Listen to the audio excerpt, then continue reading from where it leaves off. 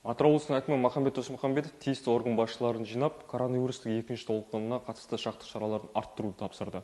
Жиында аймақ басшысы көптеген әлем елдері пандемияның екінші толқынына тап келгендігін атап өтті. Бұған дейінгі тәжірибені негізге ала отырып, дайындық жұмыстарын ширатуды, сақтықты күшейтуді ерекше тапсырды. Облыс бойынша шілдеден бері жұмыс істеп келе жатқан 114 мобильдік топтың жұмыстарын жандандыруды жүктеді. Атырау облысында балық қорғау заңнамасын бұзған 1386 іс анықталды. Балық қорғау заңнамасын бұзушыларға 20 миллион теңгеден аса әкімшілік айыппұл салынған.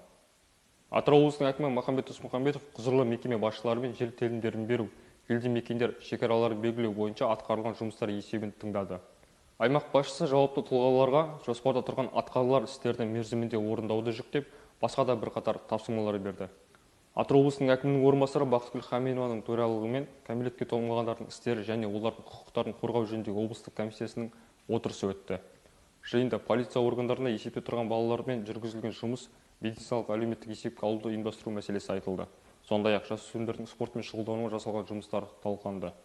Өз кезегінде облыс әкімінің орынбасары Бақытгүл Хаменова жауапты мамандарға жасөспірімдерге құқық бұзушылықтың салдары бойынша түсіндіру жұмыстарын күшейтуді тапсырды. Ағымдағы жылдың тамыз айының 17-сінен бастап Атырау облыстық денсаулық сақтау басқармасының басшысының орынбасары, кейін басқарма басшысының міндетін атқарушы қызметтерін атқарып келген Асқан Байдуалиев Атырау облысы денсаулық сақтау басқармасының басшысы қызметіне тағайындалды.